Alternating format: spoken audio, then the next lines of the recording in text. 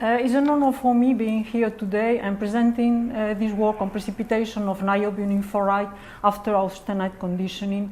This work is co-authored with Amaya Izamendia, Alasne Altuna and Beatriz Pereda. This work has been carried out at Hatchett Research Center that works in close collaboration with Tecnun, the School of Engineers of the University of Navarra. Both Hatchett and Tecnun are located in a beautiful city of the Basque Country on the north coast of Spain. I will start this presentation by a brief introduction. The hot rolling mill transforms cast steel into finished or semi-finished product. But nowadays it can be considered as a tool to obtain the appropriate combination of mechanical properties for a given application. The main role of niobium microalloy is the control of the austenite microstructure in the hot rolling mill. So, by combining the solid-dark effect of niobium and precipitation due of niobium carbonitride together with grain growth and recrystallization, it can be possible to act on the austenite and condition the austenite in order to get a final ferrite grain size that provide good strength and toughness properties. Over the last 30 years, most of the research on niobium microalloy steel has concentrated on the hot rolling mill. Nevertheless, this subject remains young, as there is an increasing demand for mechanical properties in different applications, and this associated to a minimum cost. So this translates to the process to a need for optimization of the process condition and also of the additions. We will start analyzing the evolution of niobium during hot rolling. Before hot rolling, the steel has to be reheated and the material transformed, and the solubility of niobium in austenite increase with temperature. This means that at the end of the reheating and just before hot rolling, a certain amount of niobium is in solution. During the first deformation process, the temperature is high enough as to keep the niobium into solution. Nevertheless, as the temperature decreases during the last deformation pass, it's possible to have some strain-induced precipitation and lose part of the niobium that was in solution after reheating. And this is this niobium in solution that can precipitate or influence what happened during subsequent stage like coiling. So most of the work along this seminar will concentrate on the hot rolling part of the process. Nevertheless, this present work concentrate on the final part, on the coiling. And what will be analyzed there is the extra strengthening that is commonly observed in a niobium microalloy steel. And this strengthening goes beyond that expected from grain refinement. This extra strengthening can be associated to different phenomena. One of them is interface precipitation, could be also homogeneous precipitation, some clustering formation, and also niobium is known to increase the hardenability of the steel, inducing some transformation dislocation that can also contribute to the strengthening. But in fact, there is a complex interaction between these different phenomena, and all of them depend on the niobium left in solution after hot rolling, and of course also depend on the coiling strategies. Nevertheless, there is a certain debate about the exact type of mechanism behind this part of the process. This is probably due to the fact that we are addressing very fine features that are very difficult to monitor experimentally. And it's, for example, for the case of precipitate, is very difficult to analyze the fine precipitate that form at low temperature. And at this moment, I have taken these sentences from the work published in 2004, and they say clearly that there is a certain disagreement in terms of the morphology of the precipitate that form at this relatively low temperature in infrared or just at the transformation front. And also there is no definitive answer on how the precipitation of niobium carbide can contribute to the strength of the steel or not. So the objective of this project was to study the potential precipitation of niobium in ferrite during coiling, and also trying to estimate the precipitation strengthening associated to this precipitation. So we select a low carbon steel, this 0.06 carbon, and almost the same amount of niobium with 1% manganese and 0.35% of silicon. The thermomechanical sequence were applied at laboratory by plane strain compression, followed by simulated coiling. The design of the thermomechanical sequences was performed based on modeling, and for this we apply a hot rolling model developed in our institute. After the production of the microstructure, samples were machined for mechanical testing, and we performed tensile testing on this, and also microstructural characterization. This is the first sequence we apply.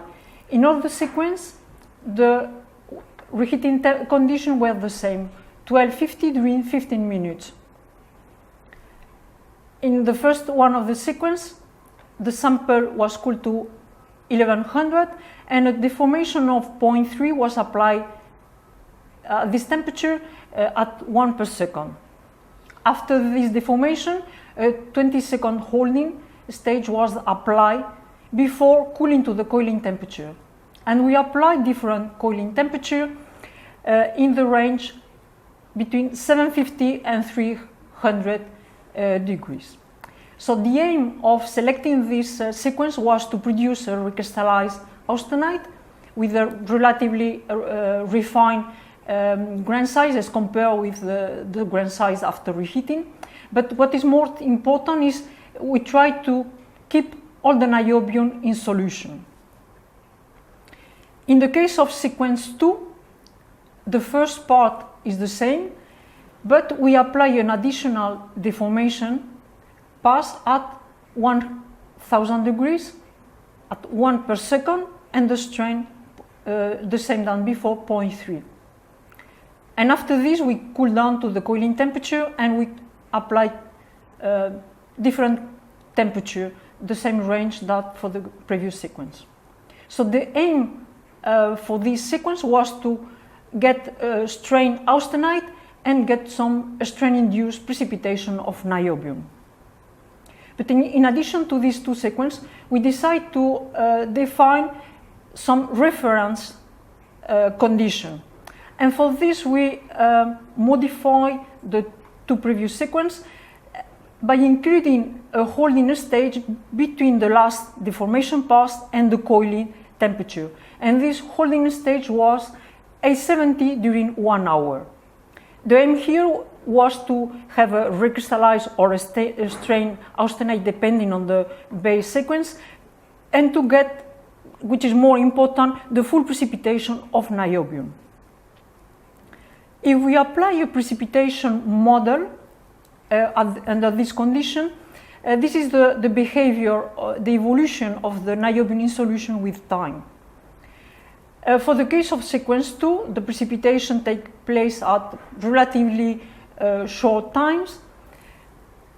For the case of sequence 1, in which there is no dislocation because the microstructure is recrystallized, we obtain a full precipitation at the limit just after 1 hour, that is the time we have applied. We obtain more or less 100% of precipitation. We'll in fact, this condition produces a quite unstable situation and gives a bigger scatter in terms of mechanical properties. So at the end we have discarded this condition as a reference test, and we use only the sequence 2 reference to compare the rest of the result against this. Transmission electron microscopy performed on these 2 tests showed the presence of high density of precipitate of the relatively coarse size that are rich in niobium. So these are the expected niobium carbonitride that are predicted by the modeling. Well, after this, what we will comment on the different microstructures that are obtained by changing the coiling temperature. So for this particular steel, in the range between 750 and 600, what we obtain is a ferrite pearlite microstructure. But for example, coiling at 500, we obtain a mixture of ferrite and a binitic type of microstructure.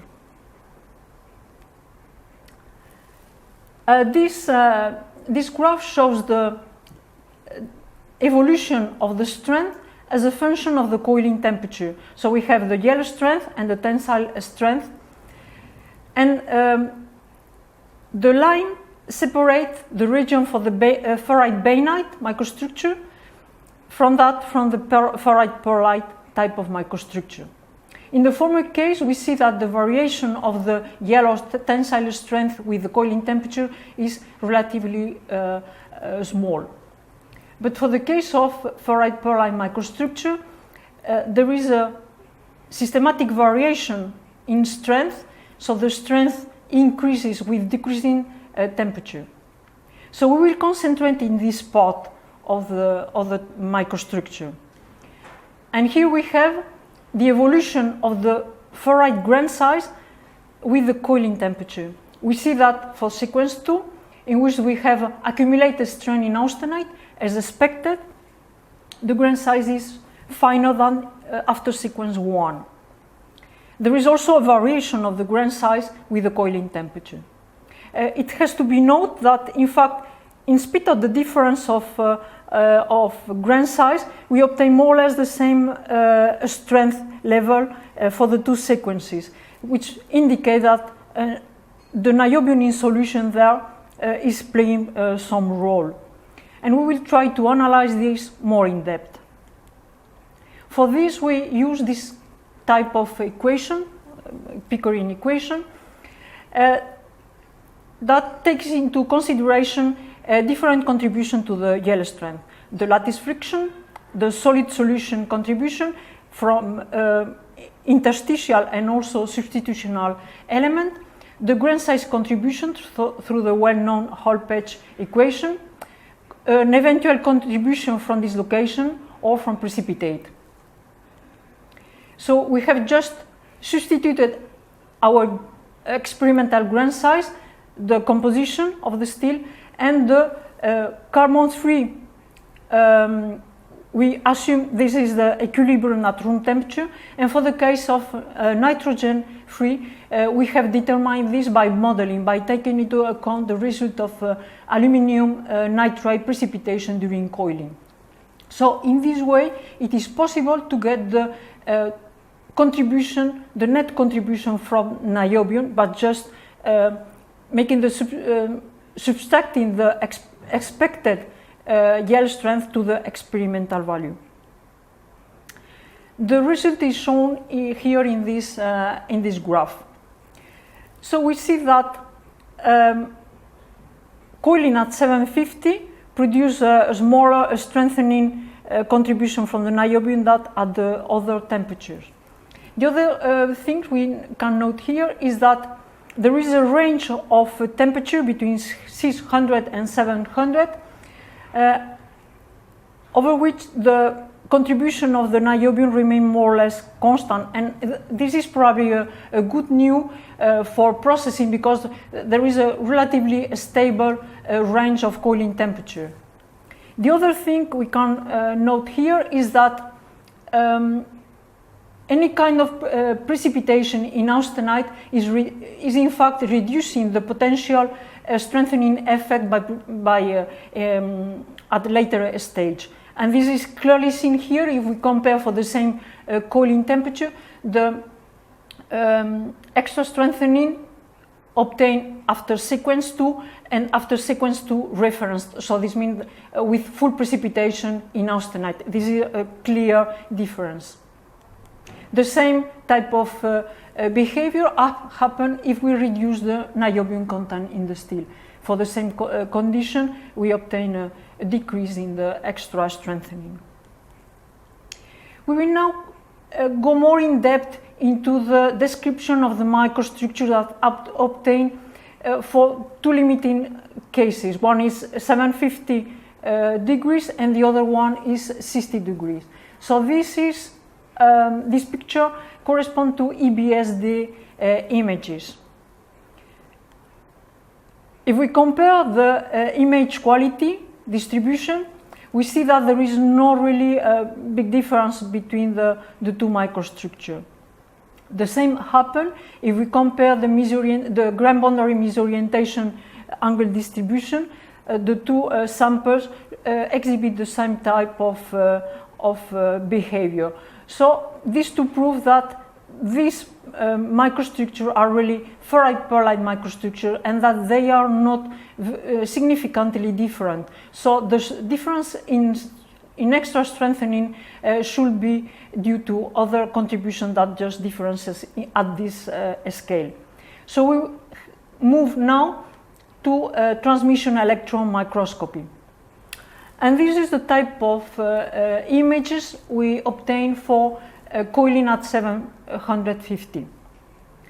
We see there a grain boundary, a ferrite grain boundary, but what is more interesting is that there are some rows of particles that show the interface precipitation at the transformation front is taking place. We can analyze this more in depth by taking into consideration the CCT curve obtained by delightometry. So we have here different cooling rate, and also we have the temperature, the transformation star temperature as a function of different cooling rate. We can draw on top of this the interface precipitation curve reported by Sakuma and Honeycomb several years ago. And we can also draw the cooling profile corresponding to the coiling at 750. The S and E indicate the start and the end of the transformation for this particular condition. So we can clearly see here that with this coiling condition, we are really within the expected range or interface precipitation. That explains why the precipitate have this particular feature of forming rows. But if we analyze more in depth these images, what we see is that in fact we observe very few and very regular parallel rows,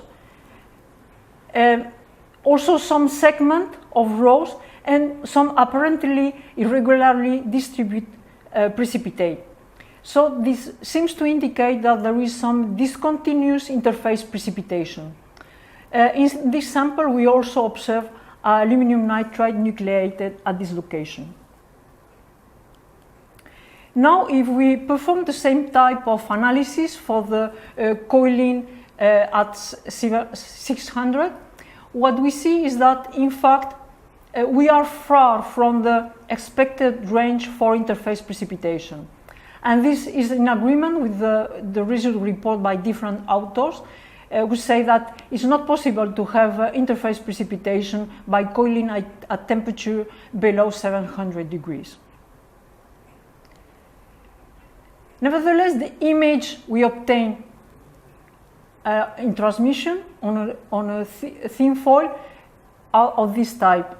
And it's clear there that there are other types of precipitates different than those we have observed before. And in this case, we obtain an homogeneous distribution of precipitate. The same type of analysis has also been performed on carbon extraction replica. And we can see here that we have very fine precipitates, some of them being of 2 nanometers in size. And these particles are in fact niobium-rich particles, as can be seen in the figure. We have tried to perform some quantification of this, of the size of this particle. But at the end we realized that in fact it's very difficult, or it doesn't give very reliable result when we try to perform a statistical analysis of this type of very fine precipitate. So I am not presenting here this, the size distribution, because honestly I think these are not very reliable. But we can perform some estimation on how can be the contribution of the precipitation to the strengthening. And for this we can use the HV01 equation that depends on the volume fraction of the precipitate and also to the average precipitate diameter. And what we have done is to assume that all the niobium is precipitated, and we have plotted the corresponding strengthening as a function of the precipitate size. And we also indicate in this figure the extra strengthening obtained for the two extreme coiling temperatures, 700 and 750. And we can see that in the expected size of precipitate producing this strengthening are in agreement with those that we have observed by transmission electron microscopy. Well, the next thing we'll analyze here is consider our results that correspond to the point in red. These are the results that I have shown you just before. We are comparing this with the result obtained in our institute with different composition, a higher carbon content and a lower content of niobium. These are the green triangles and the point in gray. And we are comparing this result with those published some years ago by Herman and co-workers. And this graph shows the extra strength in terms of extra yield point and tensile strength as a function of the niobium in solution before coiling.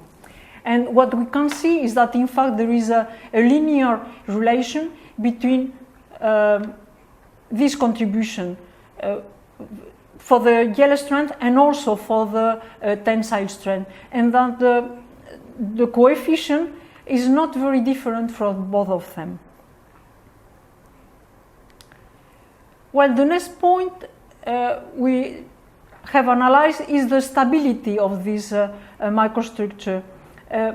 It's clear that when we want to apply this on an industrial scale, we need to have some stability. Otherwise, if the window is very narrow, this will not have a true applicability.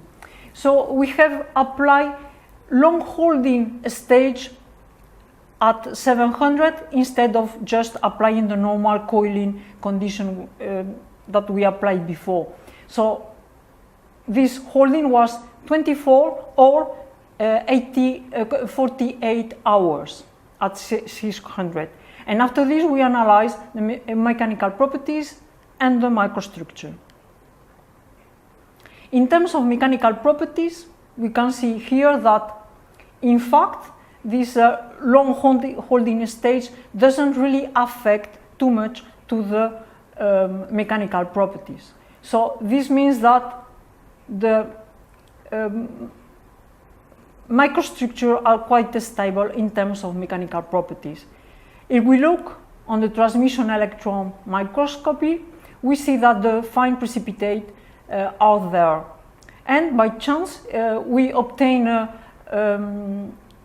diffraction pattern in which it was possible to identify the precipitate diffraction pattern, and to see that the orientation relationship between this precipitate and the ferrite is not the Baker-Newton type of orientation relationship. So this shows that these microstructures are quite stable. So as a conclusion, we can say that Koilinat 600 for this particular steel produce an homogeneous and extremely fine and stable general precipitation of niobium carbide in ferrite.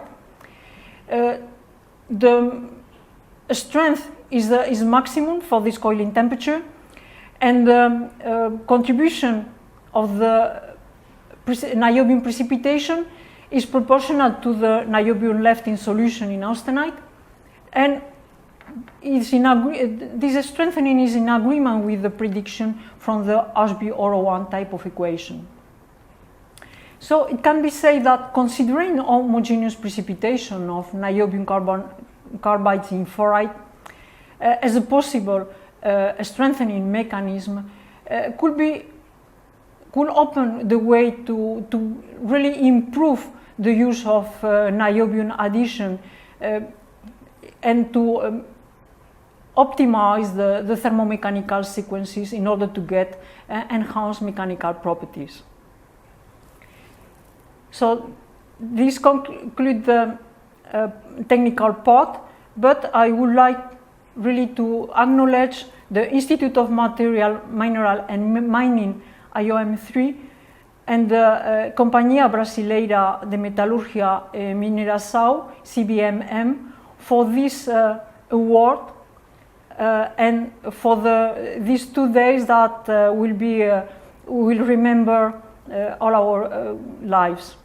I would also like to thank a lot Beta Technology for the coordination and organization, and also my acknowledgement for 3 people, Naila Croft, Ben Miko, and Georgia Gomez Benfica, for all the arrangement and communication during and previous to this event.